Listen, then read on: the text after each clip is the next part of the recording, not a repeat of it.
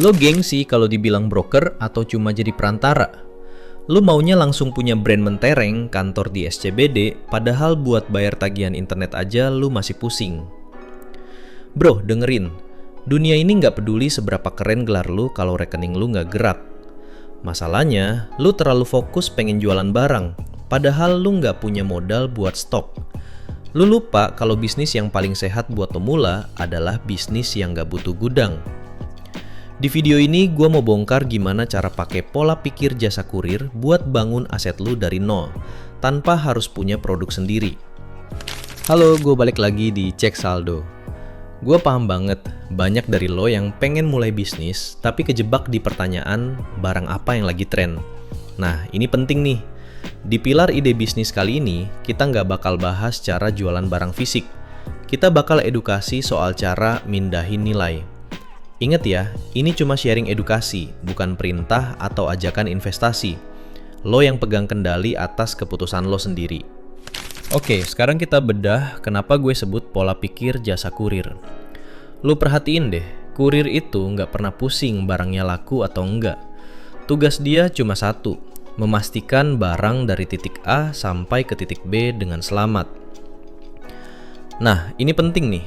Di dunia bisnis, banyak orang gagal karena mereka terlalu fokus pengen jadi pemilik barang. Mereka stok barang banyak-banyak, terus pusing pas nggak laku. Padahal lu bisa mulai dengan jadi kurir nilai.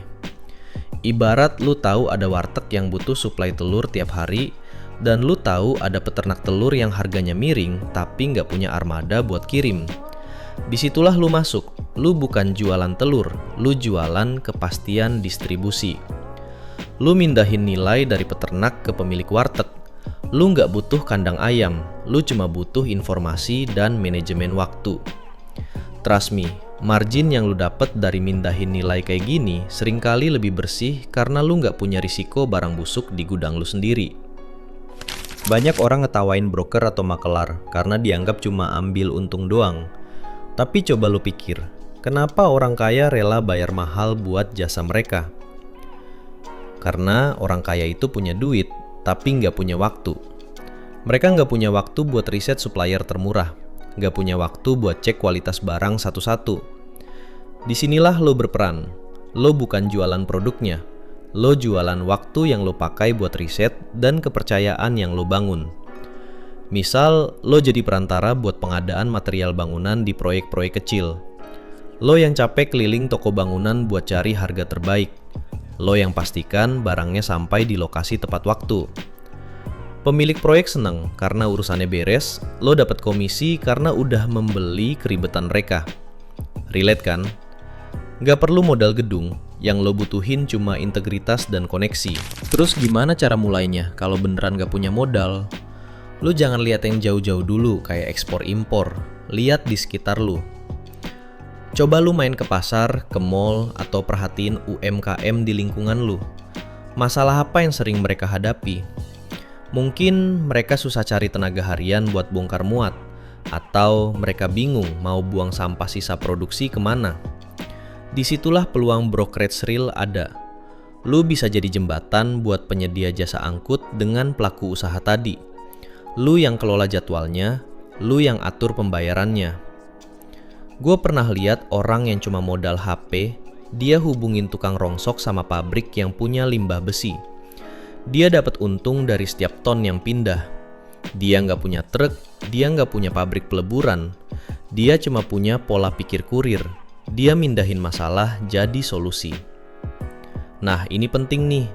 Jangan pernah remehin bisnis yang kelihatannya kotor atau nggak estetik. Karena biasanya di tempat yang orang lain males buat lihat, disitulah duit mumpul paling banyak. Jadi, lu masih mau nunggu modal $1 juta atau mau mulai cari celah besok pagi? Sebelum lanjut ke kesimpulan, gue ingetin lagi ya, ini semua edukasi.